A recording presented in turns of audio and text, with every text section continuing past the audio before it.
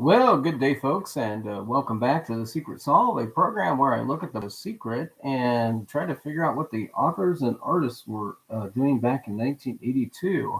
And in today's episode, we are going to talk about the typographical terrors.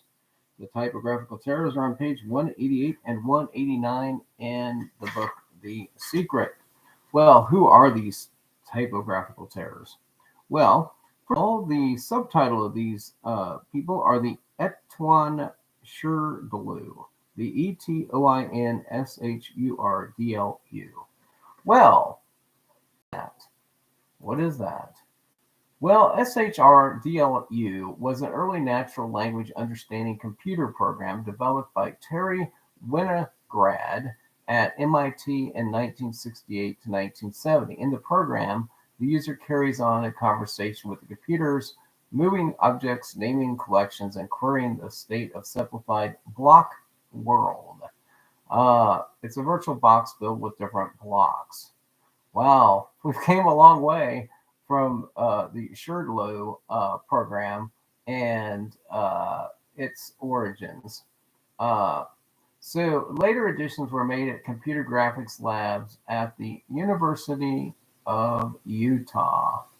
So we're going to Utah, folks. Oh, that's right. We were already in Utah because in the previous chapter we had mentioned McMahon, right? And then following that one, we found that Seward had a person by the name of Graham who had worked at his house, and that person being none other than, or not Graham, Brigham Young. His middle name is Graham, I think. Anyway, so he had worked there. Well, let's move to the other important information that's in this article. And that is the information about white out. So, white out was invented by Betty Nesmith Graham, Brigham Young Graham. Anyway, so that's who invented. I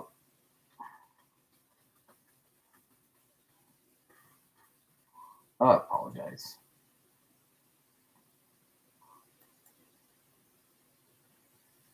Oh, okay. So anyway, let me go back. Let me go back to this information. Sorry about Betty Nesmith Graham. I didn't say. Oh, was it Naismith? No, it's Nesmith. Okay, so Betty Graham. She invented the correction fluid liquid paper. She was mother of musician and producer Michael Nesmith of the Monkees. Hey, hey, with the Monkees, we monkey around. One of the casks had the top in the shape of a monkey. St. Louis has a monkey-faced boy. Boston, okay, I'm not going there. So born in 1924 in Dallas, Texas, Betty Graham dropped out of high school at the age of 17 and went to a secretarial school. By 1951, she had worked her way to the position of executive secretary at for a guy who was the chairman of the board of the Texas Bank and Trust. Her colleagues at the bank began experiencing trouble with the new IBM electric typewriters. Tired of having to retype entire pages because of a small error, Graham determined to find the most efficient alternative. Well, I'm wondering, who is this Graham? Well, this is who she is.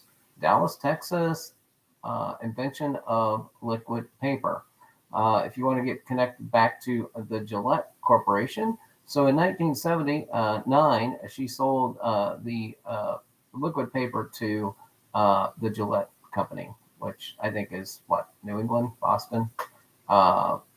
So the other thing about Graham is that she converted to Christian Science in 1942 and probably was one of the first people to have a mission statement. And as part of her work policy at work. I had Data General in on this one, but I'm not sure where it fit in. We talked about the SHRDLU connection to Utah.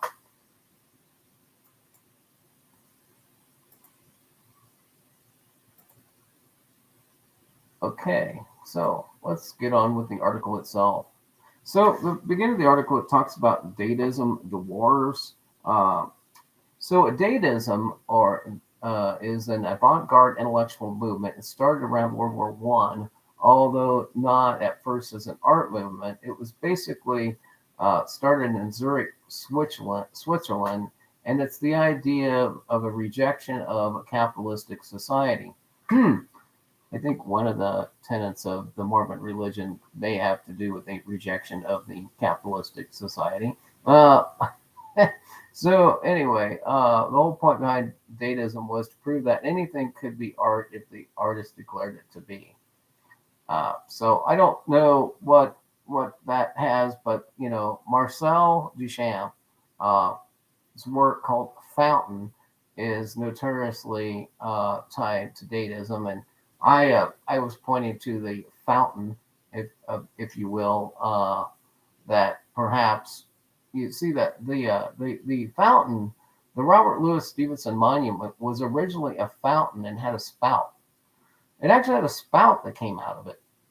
So there's your spout you could dig out. Anyway, the word Dada may be an allusion of an infant's first words, mama, uh, but some German French dictionaries since Dada means hobby horse in French. So there's your explanation of Dada. The laser disc is a home video format and was first commercial optical disc storage medium initially licensed and sold and marketed by MCA Disco Vision, uh, also known as the Disco Vision. Disco Vision is the name of several things related to the laser disc format. Uh, So it was founded around 1978. MCA Disco Vision was a division of entertainment giant MCA, which was the Music Corporation of America. And I think we may have uh, talked about that before. It has some has some relationship to Costa Mesa, California, and on the Discovision label from the format's Atlanta, Georgia launch in 1978. So this could take you potentially to Atlanta again, the ATL. Successor of the MCA Discovision was the result of a partnership between IBM and MCA. It hoped that it would help in increasing the popularity of the laser video disc. It was eventually sold to Pioneer Corporation of Japan. And the laser disc didn't last very long, but one of my friends was the first person to have a laser disc player in the county I grew up in. And I don't know, somehow I got invited over to his house with my brother to watch a movie. And so this laser disc player, presented the show up on the wall. And so if you look at what we're talking about, a laser disc projector is basically uh, kind of like going to a home movie theater. In other words, it uses a wall in order to project an image on the wall, and that gives you something to watch and to look at. There's a certain park that is in the secret where in the 1980s, people were traditionally going to this park at midnight and watching a midnight movie. So the whole midnight movie craze kind of came about during the 1980s, and people would have a laser disc projected movie which the community would watch for free. So it was usually lit by it was usually lit by lamplight, and in truth, these movies were free to attend. Similar to like the ride of Paul Revere, but not really anybody riding a horse. Well, I mean, they could be riding a horse because they might have been in the cavalry. And so if you were a datist and you were on a hobby horse and you were in a cavalry, wanted to take in a laser projected movie on a screen, where would you go? I don't know. You'd go to the image that has the general in it with his stomach and a cavalry horse. And then below that, in the pottery is the picture of a stage, a projection, if you will, of a stage. And in the previous image, we just had somebody that used to appear on those stages who suddenly got a scarf wrapped around her neck and didn't quite make it. And that's the connection to the guy who had his neck thrown into a window and didn't quite make it. And both of them were paralyzed from the neck down before they died. And that's how you tie in a micro vision ink video laser disc projector into the secret solve in order to get you boots on the ground at a specific location in a specific place in order to solve the secret. But there's more information in this one than that. So David Paul Gregg is an American engineer, and he was the inventor of the optical disc. He was inspired to create the optical disc in 1958 while working at California electronics company Westrex, which was a part of Western Electric. Where have we ran into that before? His patent for a video disc was filed in March 1962, and he worked through this invention. He went to the 3M Mincom division and experienced television videotape engineers Wayne Johnson and Dean DeMoss. The three men subsequently filed patents to cover a disc recording system, a way to duplicate discs by reproducing TV signals from photographic discs. So this is all kind of has to do with Stanford University. In 68, Gregg and Goss patents were purchased by MCA, Music Corporation of America again. So Music Corporation of America rears its head, little California. So Gregg died in Culver City, California. Next up is his partner in crime, James Russell. So James Russell was born in Bremerton, Washington, is an American inventor. He earned a BA in physics from Reed College, and he joined General Electric's nearby labs in Richland, Washington. Well, here's another General Electric. General Patton meet General Electric. So we're mentioning General in this story again. In 65, Russell joined the Pacific Northwest National Laboratory in Richland. There, he invented the overall concept of optical digital recording and playback. So the Philips company also got involved in this as well. So we're kind of in the same DVD predecessor. In 1958, and Philips research of Kramer and campaign. And I think we all talked about the Philips when we were talking about it. And this has to I think he was in the Bellevue, Washington area. So James T. Russell, again, I talked about him as a digital. In 1965, when Columbus-based Battelle Memorial Institute opened its Pacific Northwest Laboratory in Richland, Washington. So the Battelle Memorial Institute is an offshoot of a Columbus company or organization.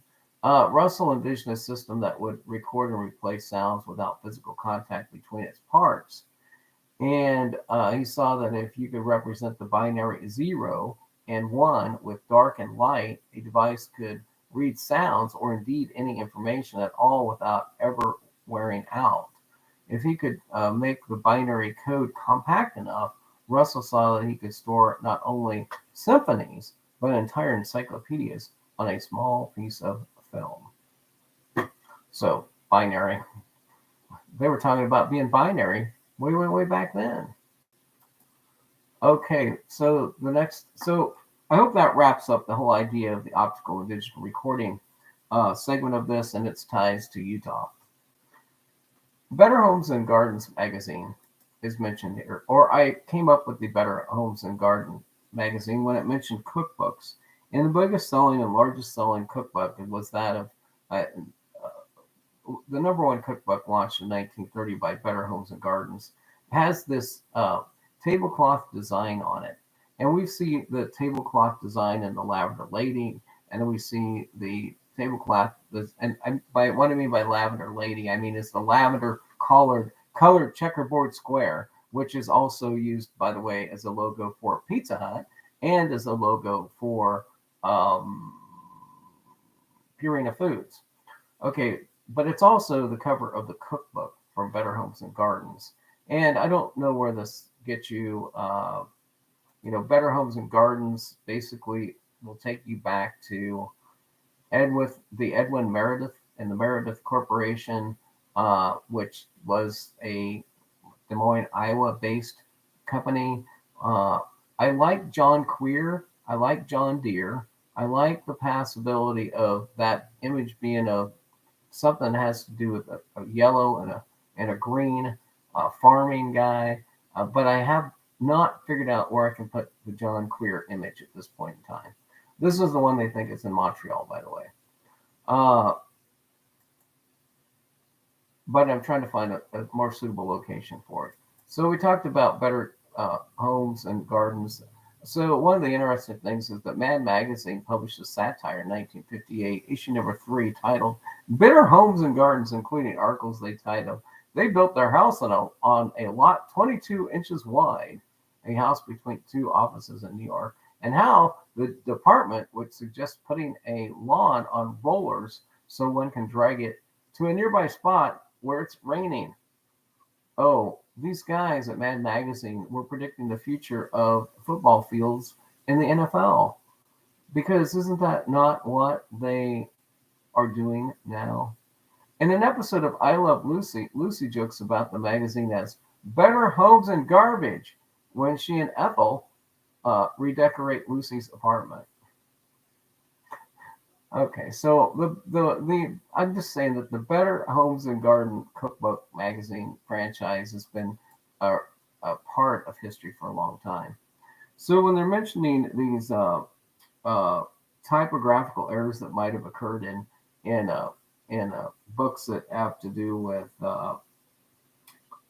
exercise and dieting,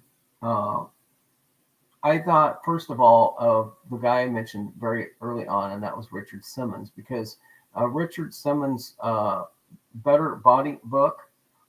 So I just now mentioned Better Homes and Gardens magazine, right? And now I'm talking about Richard's book called Better Body Book. It came out in 1980 at about this time, and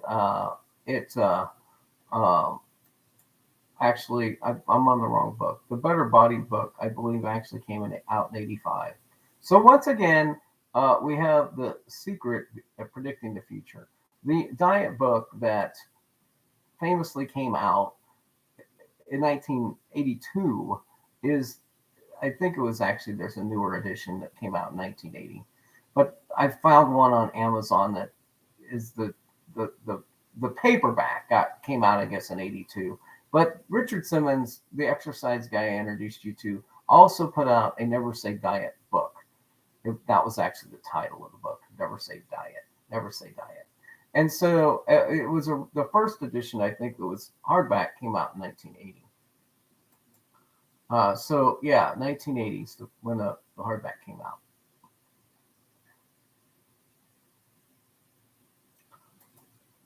I didn't bring Jane Fonda up as the exercise person in the sweat sylph because the sweat sylph was wearing, I don't know, jogging shorts, and Jane Fondle is probably more or less tied to the leg warmer and the leg water. But she, in 1981, had published the book Jane Fonda's Workout Book. And it also then included a videotape and a double LP vinyl album that you could purchase as part of this. And so I think they're circling you back to Jane Fonda and her workout.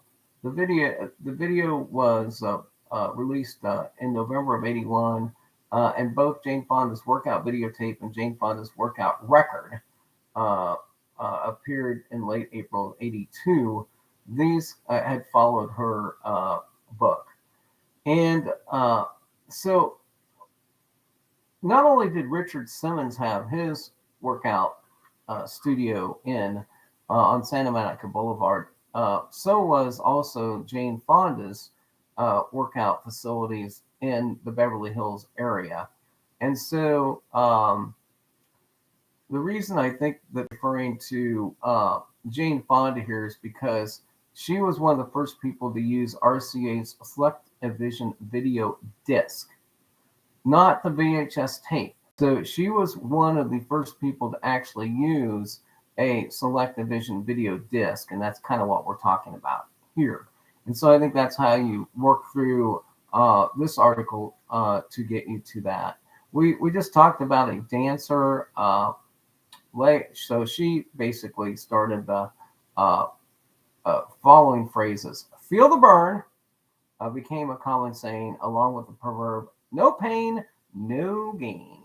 So you wanted to know where those actually came from?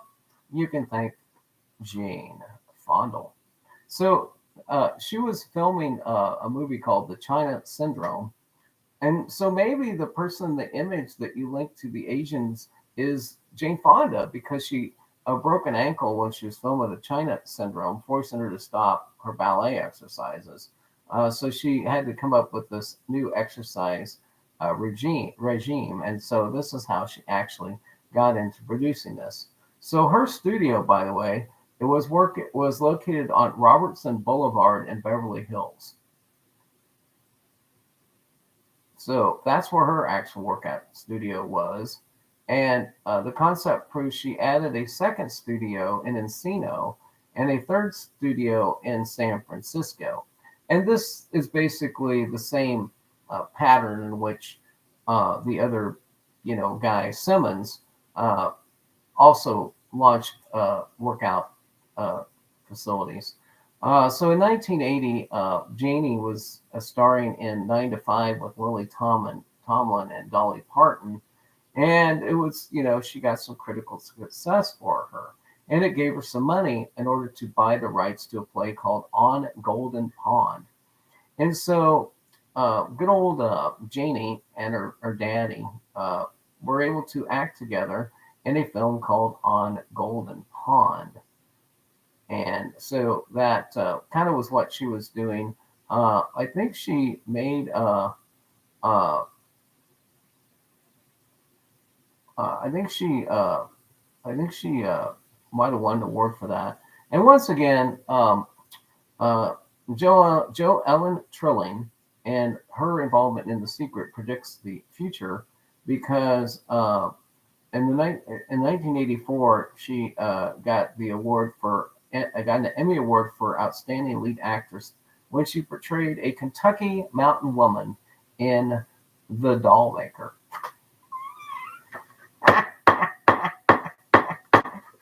Okay, for the people not familiar with The Secret itself, you must understand that Miss Jo Ellen Trilling spent some time in Kentucky. Oh, I went a long way to get to that one. Okay, so the movie The China Syndrome was about a cover-up of the vulnerability in a nuclear power plant. Now, did we not have 3 Mile Island mentioned earlier?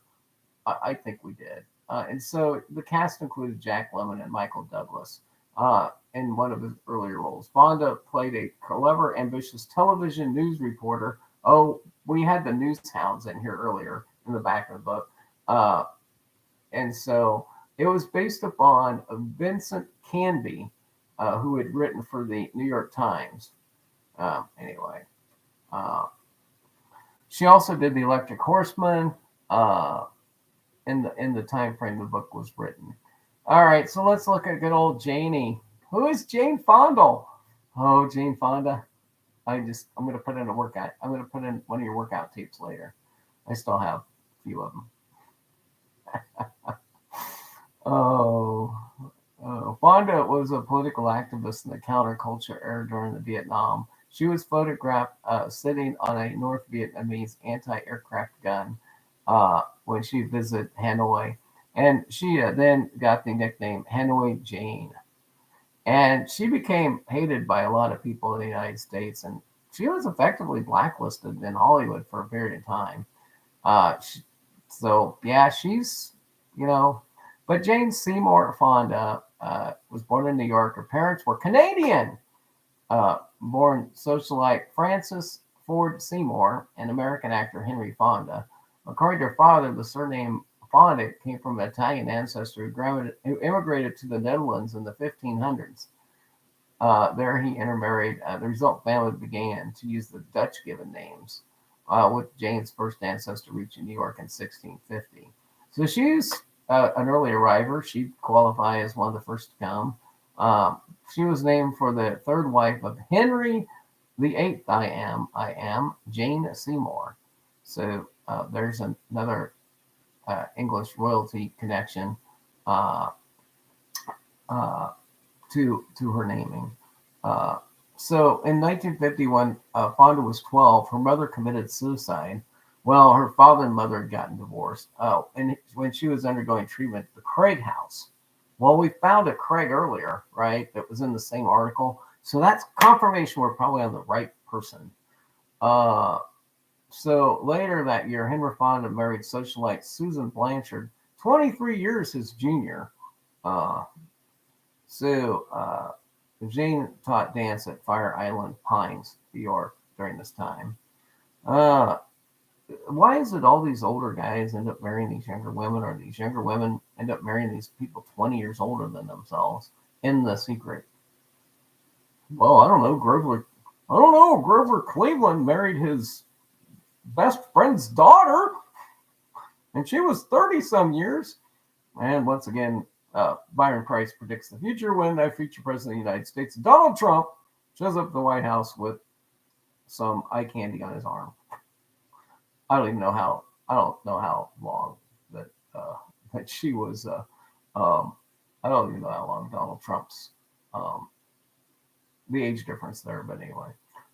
So one of the interesting things about the 1960s is that in 1963 she appeared in Sunday in New York.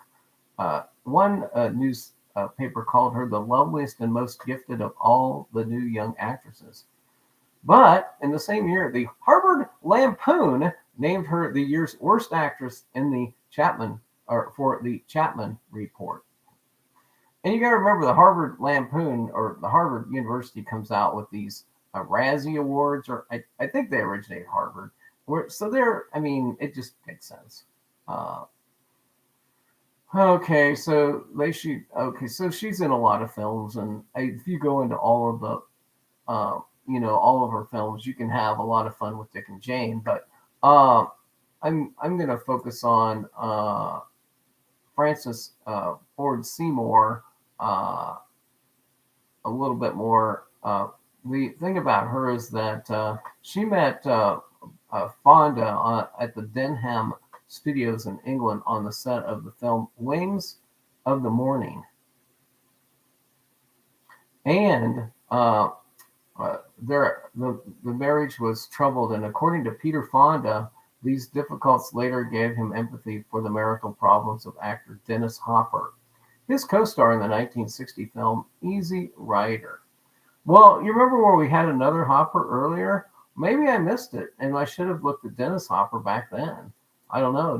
Did I miss out on something by not pursuing the Dennis Hopper? I mean, because Dennis Lee Hopper. Oh, Lee! Damn it! I knew you people from Harvard University would have another Hopper for me. Thank you so much for giving him to me. It's Dennis Lee Hopper. Oh, I love it when I find something that these people. You got to remember, a couple of these people that wrote this magazine, were like kind of Harvard Lampoon educated kind of guys. Oh man! So Hopper was born in Dodge City, Kansas. Oh, did John Michaels? Did you figure out that Dennis Hopper was from Dodge City, Kansas? Really? And that's why you put the tribute in Dodge City? Is that why? Or did you do it because all the people who were involved in creating The Secret were dodging your important questions? Inquiring minds want to know. Hey, Palancar, you want to come on now? Anyway, sad. Oh, he passed away. So he's the son of Marjorie May Davis and James Millard Hopper. He had Scottish ancestors. Hopper had two brothers, Marvin and David. Oh, so after World War II, the family moved to Kansas City, where the young Hopper attended art classes at the Kansas City Art Institute. Oh, I wonder if that's the same place Walt Disney was. So then his family, when he was 13, he moved to San Diego, where his mother worked as a lifeguard instructor. Oh, we're going to need a lifeguard. Oh, when the Rockefeller guy gets out of the boat. Oh, Hopper's father was a post office manager. God damn, you people are good. The Postmaster General was in the previous chapter, and I discovered good old Dennis Hopper in the next chapter. Oh, you guys are so good. Well, you're not that good because I'm figuring all this out. So he actually served with the Office of Strategic Services, the precursor of the CIA in World War II, in the China-Burma Indian Theater. The China-Burma-India Theater. Oh, where's the Chinese theater at? Hopper was voted most likely to seat at Helix High School. Ooh, the double helix. So he was active in drama, speech, and choir. All right, so you can look at all the films that Hopper was in, because he has a pretty healthy film history database as well. And he's also got a lot of television stuff. I think this old coot's still alive, as a matter of fact. So he's a prolific photographer, painter, and sculptor as well. Hopper's fascination with art began with a painting class at the Nelson Atkins Museum while still a child in Kansas City, Missouri. Well, I don't like this information because it might push me into Kansas City, Missouri. So the Bel Air fire, which burned a lot of homes. Well, I like when fires occur in The Secret, because we had the fire, in Chicago. And there's one in Chicago as well. And you could look at the Triangle Shirt Factory fire in New York if you think that the image figure in there is wearing a T-shirt. But they were actually making women's garments there. So according to Rolling Stone, Hopper was one of the Hollywood's most notorious drug addicts for 20 years. Well, good old Hopper knows the Pilgrim. Oh, he spent much of the 70s and early 80s living as an outcast in Taos, New Mexico. Wow, I wonder if that guy ever ran into Forrest Fenn. All right. So he had a relationship with Michelle Phillips, and I think she's the vocalist from the Mamas and the Papas. Okay. Well, I'm sure we're on the right track with Dennis Hopper. But what is it about Dennis Hopper that would give us some information to help us in solving this? It seems like it's more Kansas City, Missouri, Taos, New Mexico, type of things. So his filmography is pretty long. So there's the Edwin Hopper and now Dennis Lee Hopper. Oh my! What else? On Golden Pond was that film that Jane Fonda and her daddy were in, and it's in the far reaches of northern New England. When they first arrived, Ethel, another Ethel. How many Ethels have we had? Well, we had Ethel Merman, we had Ethel Gasoline, and then we had Ethel Mertz, or the Mertzes. But here's another Ethel, and on Golden Pond. So they're going to visit their daughter Chelsea, and then we have Bill and Norman. So in another conversation, Chelsea discusses with Ethel her frustration over her relationship with her father, feeling that even though she lives thousands of miles away in Los Angeles, she still feels like she is answering him. Okay, I'm gonna,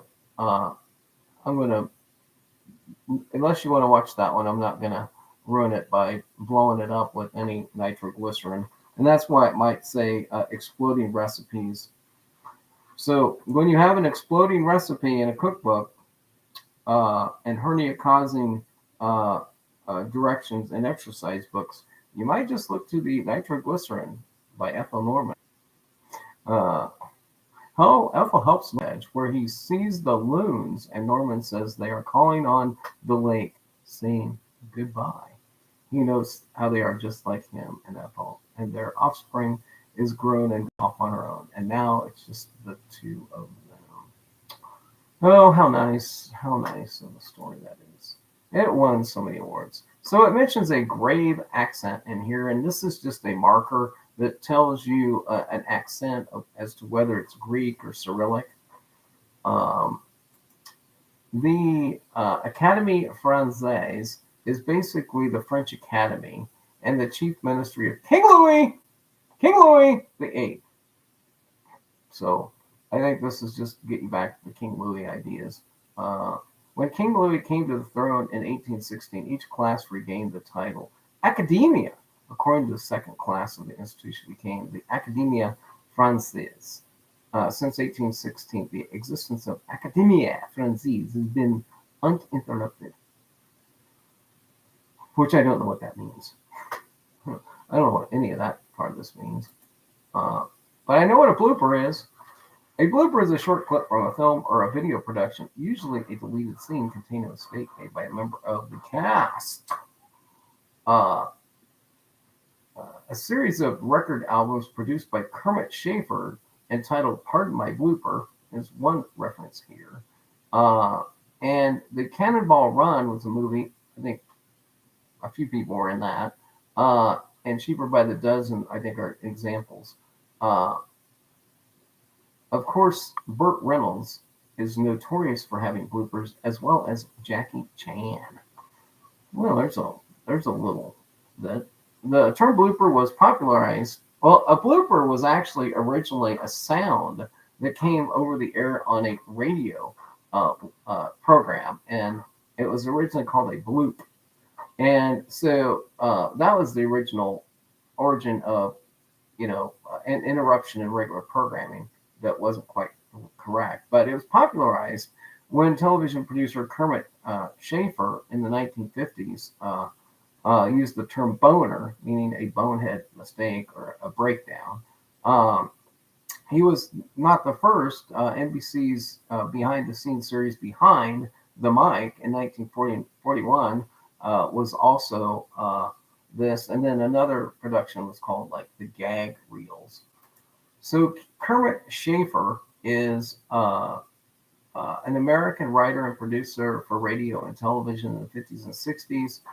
He's best known for his collection of bloopers.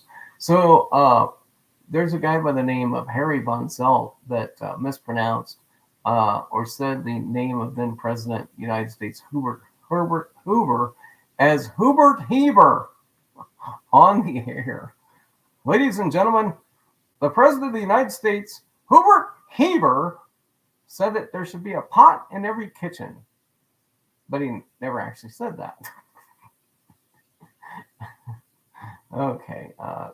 So other similar famous finds of Schaefer's include ABC correspondent Joel Daly saying, the rumor that the president could veto the bill is reported to have come from a high white horse source.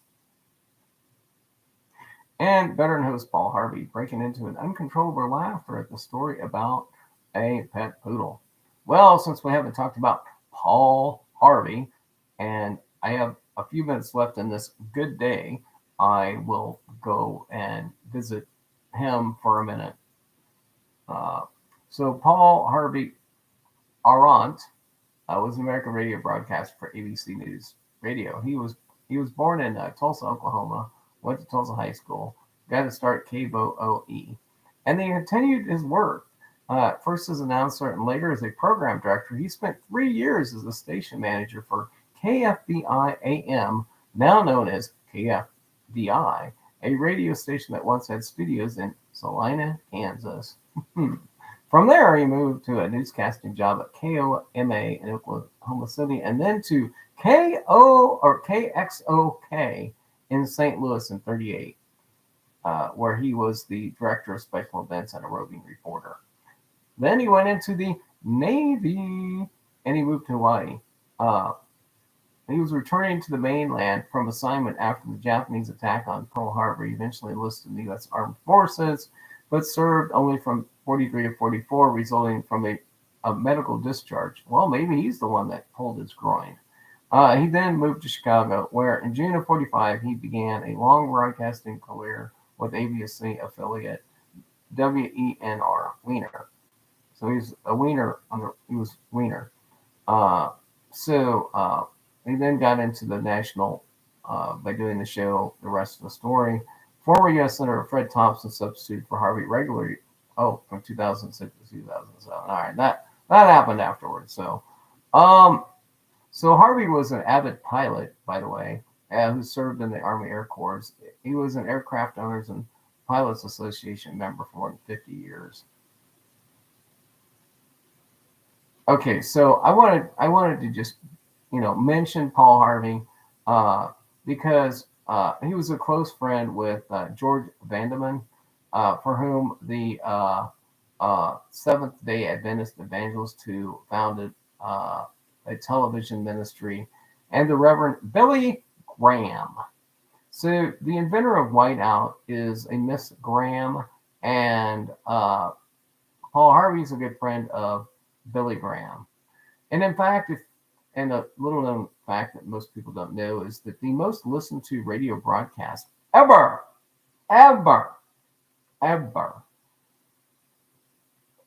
is one of William Franklin Graham Jr.'s broadcasts of well, it's a sermon or whatever that he gave, and so it's the one of the biggest broadcast audiences ever. So in 1940, Harvey married Lynn Cooper of St. Louis. She was inducted. She went to the Washington University in St. Louis. So there's that. All right. Well, I'm going to save the Reverend Graham for another day. But so this guy, Harry Rudolph Von Zell, was an American announcer of radio programs. He's the guy that was found to have some bloopers. He was born in Indianapolis, Indiana. His father was a sports reporter for the Indianapolis Star. The family moved to Sioux City. It's the second time I found somebody in Sioux City in this particular article. Later, the family moved to California, where he studied music and drama at the University of California in LA, of course. Another, UCLA. So he broke into the showbiz with the Lux soap program. We already talked about soap operas and soap. Auditioning for Paul Whiteman's radio show later that year. Again, Paul Whiteman, Whiteout. He's, once you find one person, there's always something more about them that's interesting that you can look into. I just, I don't. I guess I'm just saying that.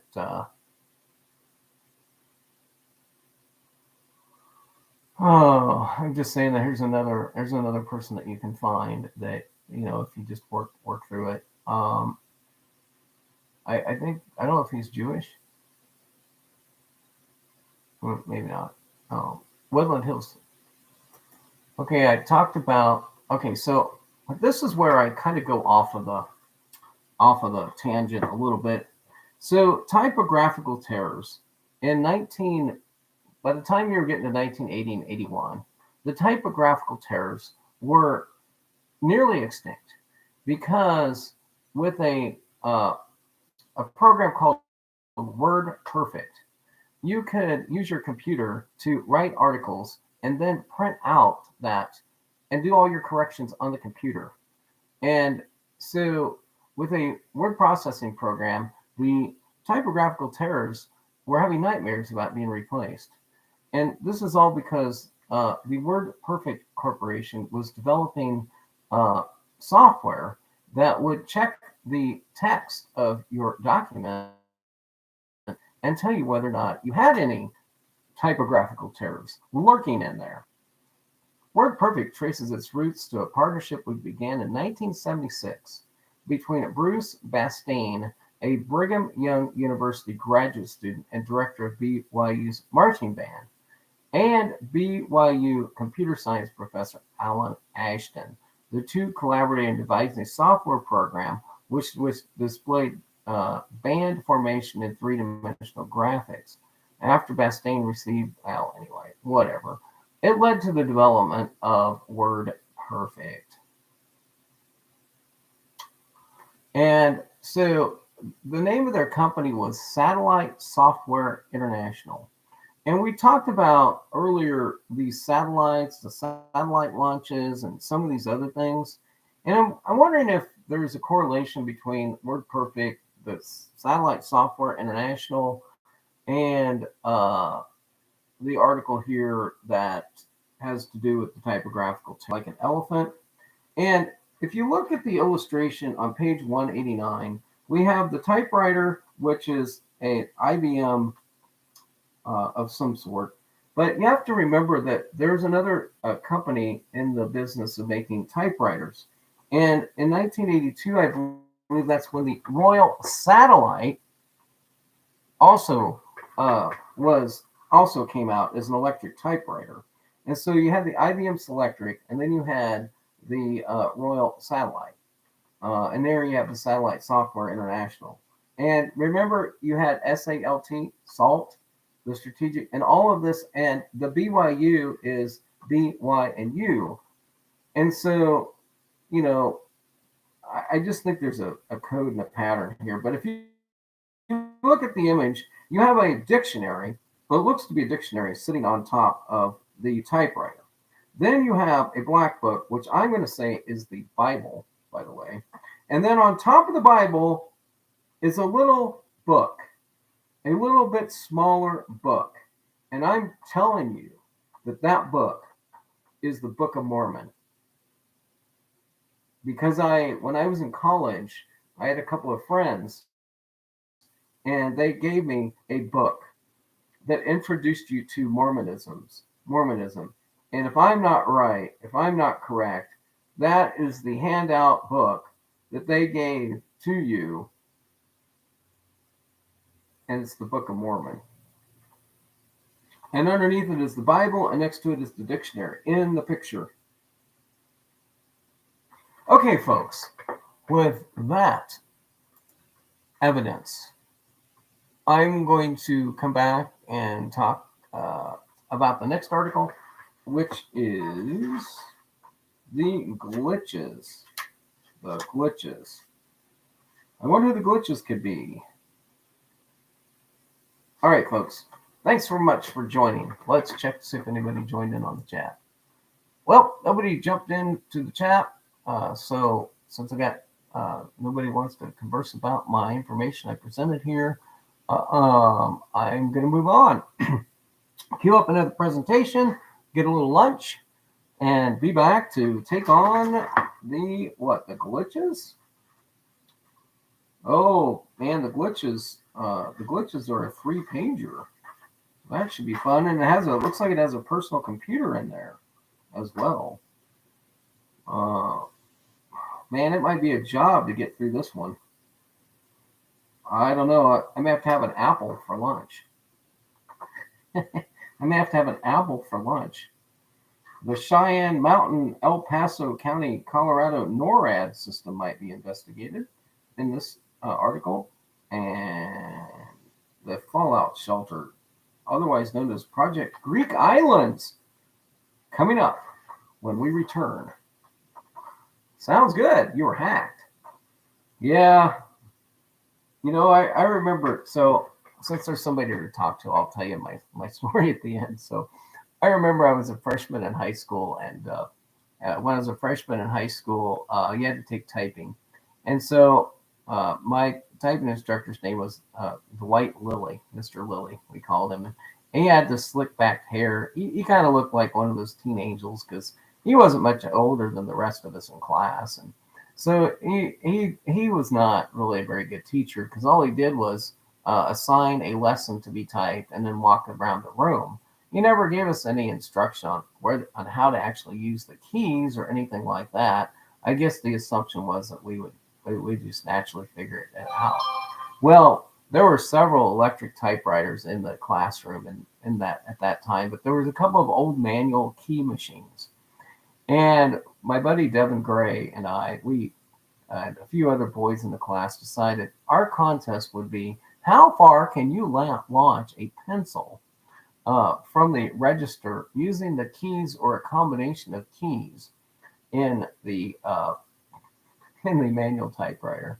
And so we set up the contest one day, and we all took our turns uh, at the at the keyboard. And I had discovered that if you make a pencil that is just barely long enough to fit in the cradle, and if you had that pencil just long enough to fit in the cradle and clear the ejection zone, and not a heavy pencil, and that if you would strike like two keys simultaneously to hit the eraser just perfectly, that you could get an excellent launch. You could get an excellent launch. And so we had a contest to see who could launch their pencil the furthest in ninth grade, and Mr. Lilly's typing class. And as I was focused so much on winning the contest for the distance in the pencil launching contest, I failed to make the grade that first semester of ninth grade. And I think I ended up getting a B in that class for the first semester. I was able to work my way up to an A for the second semester, but I received an A minus on my semester grade. And sadly, that A minus and that one lowly B from typing class kept me from having a perfect record in high school of all C's and D's.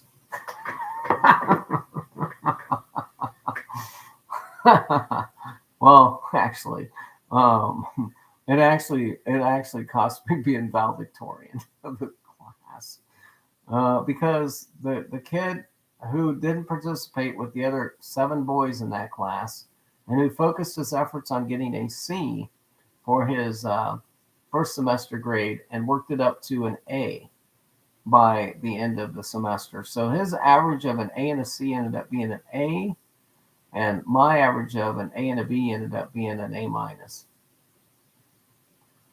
Well, my father wasn't on the school board.